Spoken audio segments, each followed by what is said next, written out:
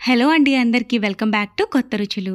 ఈరోజు మన వీడియోలో కొబ్బరి కారప్పొడి ఎలా తయారు చేసుకోవాలో చూపించబోతున్నాను.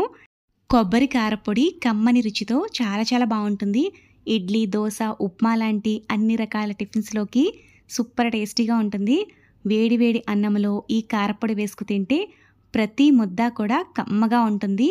చాలా బాగుంటుందండి. ఒకసారి ట్రై చేసి మీకు ఎలా వచ్చిందో కామెంట్ అయితే చేసేయండి.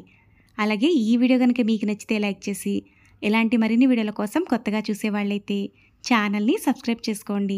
కమ్మని రుచితో కూడిన ఈ కొబ్బరి కారప్పొడి తయారీ కోసం మీడియం సైజ్ కొబ్బరికాయని తీసుకుని ఇలా చిన్న ముక్కలుగా కట్ చేసుకుని తీసుకోవాలి. అలాగే ఇందులోకి 2 టేబుల్ స్పూన్ల వరకు పల్లీలను తీసుకోవాలి. ఇందులోకి ఒక వెల్లుల్లిగడ్డను తీసుకుని ఇలా పొట్టంతా వలుచుకుని ఇలా పాయలన్నిటిని పక్కన పెట్టుకోవాలి. అలాగే 1/2 టీ స్పూన్ వరకు ఇందులో జీలకర్రను కూడా తీసుకోవాలి. ఎండుమిర్చి 15 వరకు తీసుకున్నాను. మీ కారానికి తగ్గట్టుగా ఎండుమిర్చిని తీసుకోవచ్చు.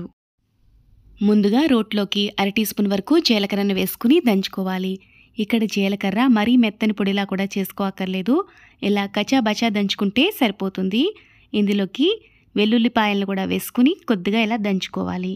ఈ రెండు ఇలా చక్కగా దంచుకున్న తర్వాత వీటిని తీసేసుకోవాలి. ఇలా తీసుకున్న ఈ జీలకర్ర వెల్లుల్లి ముద్దను పక్కన పెట్టుకోవాలి. నెక్స్ట్ ఇప్పుడు మిక్సీ జార్లోకి పచ్చి కొబ్బరి ముక్కలను తీసుకుని గ్రైండ్ చేసుకోవాలి. మీరు కావాలనుకుంటే కొబ్బరిని తురుముకుని కూడా తీసుకోవచ్చు. ఇలా మిక్సీ పట్టుకున్న కొబ్బరి తురుముని పక్కన పెట్టుకోవాలి. ఇప్పుడు కడాయిలోకి కొద్దిగా ఆయిల్ వేసుకోవాలి. ఇందులోకి 2 టేబుల్ స్పూన్ల ధనియాలు, 1 టేబుల్ స్పూన్ జీలకర్ర, 1/2 టీ స్పూన్ ఆవాలను వేసుకుని వేయించుకోవాలి. ఇవి ఇలా వేగుతున్నాయి కదా, ఇందులోకి 2 టేబుల్ స్పూన్ల వరకు పల్లీలు, 1 టేబుల్ స్పూన్ పచ్చిశనగపప్పును కూడా వేసుకుని ఈ పోపు దినుసులన్నీ మాడకుండా సన్నటి సెగ మీద దోరగా వేగేటట్టుగా వేగించుకోవాలి.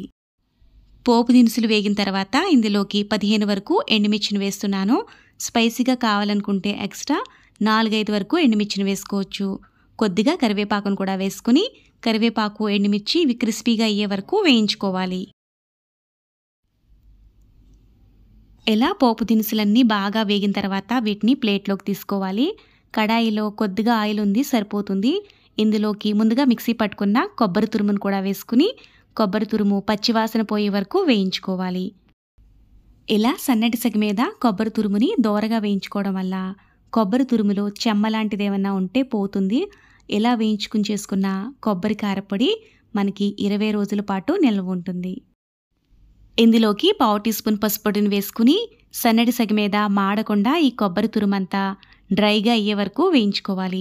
ఇక్కడ చూసారు కదా, కొబ్బరి తురుము ఇలా చక్కగా వేగిపోయింది. ఇప్పుడు స్టవ్ ఆఫ్ చేసేసుకుని ఈ కొబ్బరి తురుముని పక్కన పెట్టుకోవాలి. ఇప్పుడు మిక్సీ జార్ తీసుకుని ఇందులోకి ముందుగా వేయించుకున్న పోపు దినుసులను వేసుకోవాలి. అలాగే రుచికి సరిపడా ఉప్పు వేసుకుని మెత్తని పొడిలా కాకుండా ఇలా కొద్దిగా బరకగానే మిక్సీ పట్టుకోవాలి. ఇలా మిక్సీ పట్టుకున్న పొడిలోకి ముందుగా వేయించుకున్న కొబ్బరి తురుము, దంచుకున్న వెల్లుల్లి, జీలకర్రను కూడా వేసుకోవాలి. ఇలా వేసుకున్న తర్వాత మెత్తని పొడిలా కాకుండా జస్ట్ పల్స్ ఇచ్చి 1-2 సార్లు వదిలేస్తే సరిపోతుంది. మిక్సీ మెత్తగా అయితే పట్టుకోకూడదు. ఇలా బరకగానే మిక్సీ పట్టుకోవాలి. ఫైనల్గా కమ్మని రుచితో కొబ్బరి కారప్పొడి అయితే రెడీ అయిపోయింది. మీరు కూడా ఒకసారి తప్పకుండా ట్రై చేసి మీకు ఎలా వచ్చిందో కామెంట్ చేసేయండి. ఇలా చేసుకున్న కొబ్బరి కారప్పొడి 20 రోజుల వరకు ఫ్రెష్గా ఉంటుంది. అలాగే ఈ కారప్పొడి ఇడ్లీ, దోశ, ఉప్మా లాంటి అన్ని టిఫిన్స్లోకి సూపర్ ఉంటుంది. అలాగే వేడి అన్నంలో ఈ కారప్పొడి వేసుకుని తింటే ప్రతి ముద్ద కూడా కమ్మగా చాలా బాగుంటుంది. ఇందులో నెయ్యి కూడా వేసుకోక్కర్లేదు. ఇలా కారప్పొడి వేసుకుని తినేస్తే సరిపోతుంది. చాలా బాగుంటుంది. తప్పకుండా అయితే ఒకసారి ట్రై చేసి మీకు ఎలా వచ్చిందో కామెంట్ చేసేయండి. Thanks for watching friends. Bye.